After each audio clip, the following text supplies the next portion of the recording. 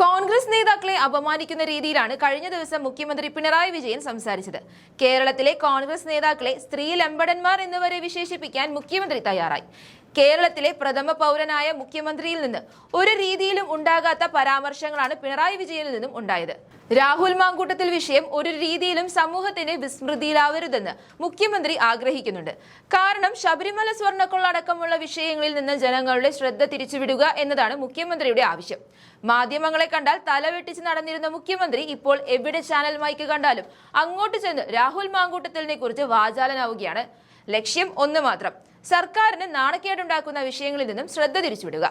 എന്തായാലും മുഖ്യമന്ത്രിയുടെ കോൺഗ്രസ് വിരുദ്ധ പരാമർശങ്ങൾക്കെതിരെ അതേ നാണയത്തിൽ മറുപടി പറഞ്ഞിരിക്കുകയാണ് കോൺഗ്രസ് നേതാവ് കെ മുരളീധരൻ.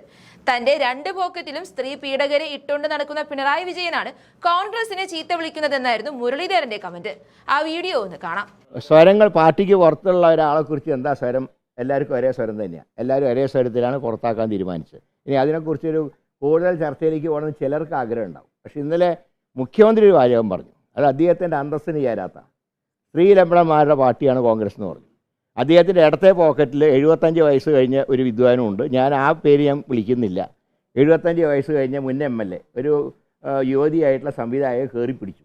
എന്നിട്ട് വേണം ഒരു എളുപ്പവും കൂടാതെ മറ്റുള്ളവരെ കയറി ഓരോന്ന് വിളിക്കുന്നത്. അത് മുഖ്യമന്ത്രിയുടെ പിണറായി വിജയൻ്റെ തന്നെ അന്തസ്സിന് ചേർന്നതല്ലാന്ന് എനിക്ക് പറയാം. വേറൊരു MLA ഇതേപോലെയുള്ള MLAനെ വലത്തെ ഭാഗത്തും വെച്ചിരിക്കുക, എന്നിട്ടാണ് മറ്റുള്ളവരെ ചീത്ത വിളിക്കുന്നത്. അപ്പോൾ അങ്ങനെയുള്ള ആളുടെ ഉപദേശം ഞങ്ങൾക്ക് ആവശ്യമില്ല. എന്തുകൊണ്ട് ഈ ഒരു സംവിധായകൻ എന്ന് പറഞ്ഞാൽ ആരാ? 2 തവണ MLA ആയിരുന്നു, 3 തവണ LDF സ്ഥാനാർത്ഥിയായിരുന്നു. അങ്ങനെ ഒരാളാണ് സ്വന്തം മകളാവാൻ പ്രായമുള്ള ഒരു സംവിധായകനെ കയറി പിടിച്ചത്. അതിനെക്കുറിച്ച് സമൂഹം ചർച്ച ചെയ്യുന്നില്ലല്ലോ. ഞങ്ങൾ പുറത്താക്കിയ ഒരാളെക്കുറിച്ചാണ് എല്ലാ ദിവസവും വാർത്ത. അപ്പോൾ അതിലൊന്നും പാർട്ടിയുടെ അഭിപ്രായ വ്യത്യാസവും ഇല്ല. KPC പ്രസിഡന്റ് സ്വീകരിച്ച നിലപാടും ശരിയാണ്, പ്രതിപക്ഷ നേതാവ് ഇന്നലെ പറഞ്ഞതും ശരിയാണ്. രണ്ടും അർത്ഥത്തിലൊന്നു തന്നെയാണ്. ET കുഞ്ഞാമ്മരെ പുറത്താവാം സംവിധായക പുറത്ത് പറഞ്ഞപ്പോഴാണ് നാടറിയുന്നത്. മുഖ്യമന്ത്രി ആരോടും പറഞ്ഞിട്ടില്ല, കീശയിൽ വെച്ചു. സ്വന്തം പാർട്ടിക്കാരനാണല്ലോ.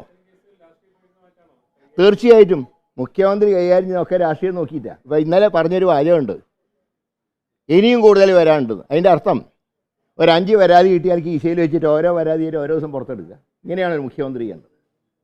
അദ്ദേഹം ആ സ്ഥാനത്തിന് എത്രയോ മഹാന്മായിരുന്ന സ്ഥാനമാണ് അദ്ദേഹം മനസ്സിലാക്കണം ആദ്യം. അതല്ല EK നായനാർ പോലെ എത്ര അന്തസ്സായിട്ട് ഇതുപോലത്തെ പ്രശ്നങ്ങൾ കൈകാര്യം ചെയ്തു. സ്വന്തം ക്യാബിനറ്റിലെ ഒരു മന്ത്രിക്കെതിരെ ഒരു IAS ഉദ്യോഗസ്ഥ പരാതി പറഞ്ഞപ്പോൾ എന്തൊരു അന്തസ്സായിട്ട് അദ്ദേഹം വന്ന നിലപാട് സ്വീകരിച്ച് അതെങ്കിലും കണ്ടുപിടിക്കണ്ടേ.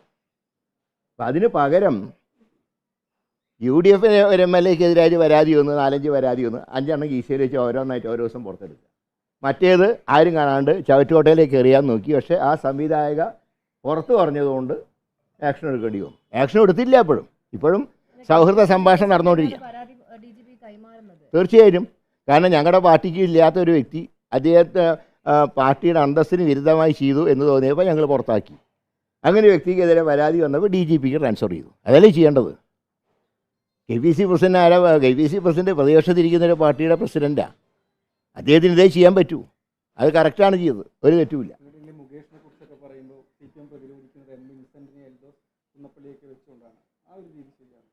അല്ല, മുകേഷിൻ്റെ ഏറ്റവും മനസ്സിലാക്കേണ്ട കാര്യം എന്താ അറിയോ? മുകേഷിന് ചാർജ് ഷീറ്റ് കൊടുത്ത് അദ്ദേഹം പ്രതിസ്ഥാനത്ത് നിൽക്കുകയാണ്. ഇവിടെ ഉണ്ടായൊരു സംഭവം എന്ന് പറയുന്നത്, ഈ മുകേഷിനതായിട്ട് പരാതി ഹേമ കമ്മിറ്റി റിപ്പോർട്ടിലുണ്ട്. ഈ റിപ്പോർട്ട് കൊടുത്തപ്പോഴാണ് 2020. എന്നിട്ട് 2 തവണ മുകേഷിന് സീറ്റ് കൊടുത്തു. അപ്പോൾ അത് ശരിയാണ്, അറിഞ്ഞുകൊണ്ടല്ലേ ചെയ്തു.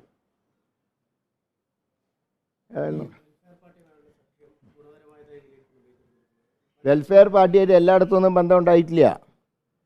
ചില ഏരിയയിൽ മാത്രം പ്രാദേശികമായിട്ട് സഖ്യം ഉണ്ടായിട്ടുണ്ട്. ചില സ്ഥലത്ത് വെൽഫെയർ പാർട്ടി LDFനെ സഹായിച്ചിട്ടുണ്ട്. തിരുവനന്തപുരത്ത് 2 വാർഡുകളിൽ വെൽഫെയർ പാർട്ടി LDFനെ സഹായിച്ചു. ചാല വാർഡിൽ. നാളെ റിസൾട്ട് വന്നതിന് ശേഷം കൂടുതൽ പറയാം. എന്നാൽ ഞങ്ങൾ സഹായിച്ചിട്ടുണ്ട്. BJP വിജയിക്കാതിരിക്കാൻ ചില സ്ഥലത്ത് ഒരു UDFനെ സഹായിച്ചിട്ടുണ്ട്. ഞാൻ തിരുവനന്തപുരം കോർപ്പറേഷൻ്റെ പറയുന്നത്.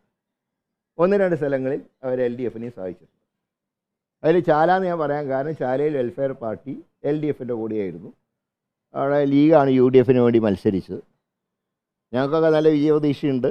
എങ്കിലും അവിടെ വെൽഫെയർ പാർട്ടി എടുത്ത സ്റ്റാൻഡ് LDF-ന് അനുകൂലമായിട്ടുള്ള സ്റ്റാൻഡാണ് അവിടെ സ്വീകരിച്ചത്. മൊത്തത്തിൽ അവർ UDF-ൻ്റെ കൂടെ തന്നെയായിരുന്നു. അത് രഹസ്യമൊന്നും അല്ലല്ലോ. 2019 മുതൽ അവർ എടുത്ത ഒരു അഖിലേന്ത്യാ നിലപാടുണ്ട്. കോൺഗ്രസ് ആണ് മതേതര പാർട്ടി. ആ കോൺഗ്രസ് പിന്നെ ഇന്ത്യയിൽ മുഴുവൻ ഞങ്ങൾ പിന്തുണയ്ക്കുന്നു. കേരളം ഇന്ത്യയുടെ ഭാഗമായതുകൊണ്ട് ഇവിടെ പിന്തുണച്ചു. അത്രയും ഉണ്ടായി. എവിടെ അല്ല, അത് അവരുടെ ഇഷ്ടമാണ്.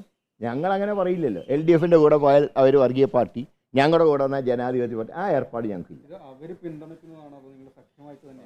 അല്ല, പിന്തുണയ്ക്കുന്നതാണ്. അല്ല, സഖ്യമൊന്നുമില്ല.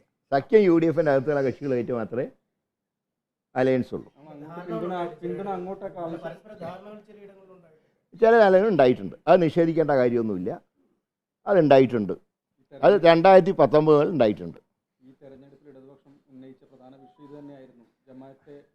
ജമാഅത്തെ ഇസ്ലാമി ഡയറക്റ്റായിട്ട് സപ്പോർട്ട് ചെയ്ത് LDF-ന്. ഞങ്ങൾ 2019 വെൽഫെയർ പാർട്ടിയായിട്ടാണ് ഞങ്ങൾക്ക് ബന്ധം. ഞങ്ങൾ രാഷ്ട്രീയ പാർട്ടിയായിട്ടാണ് ബന്ധം ഉണ്ടാക്കി. അത് ആ പാർട്ടിയുടെ ഓൾ ഇന്ത്യ സ്റ്റാൻഡിൻ്റെ ഭാഗമായിട്ട് ഇന്ത്യയിലെല്ലായിടത്തും ഒരേ സ്റ്റാൻഡാണ് എടുത്തത്. അതുകൊണ്ടാണ് ഞങ്ങൾ ആ പിന്തുണ സ്വീകരിച്ചത്. വെൽഫെയർ പാർട്ടി മതേതര പാർട്ടി എന്നുള്ള നിലയിലാണ് കോൺഗ്രസിനെ പിന്തുണച്ചത്. വർഗീയ പാർട്ടി എന്നുള്ള എനിക്ക് എല്ലാ കോൺഗ്രസിനെ പിന്തുണ. വെൽഫെയർ പാർട്ടി ഒരു ജനാധിപത്യ പാർട്ടി.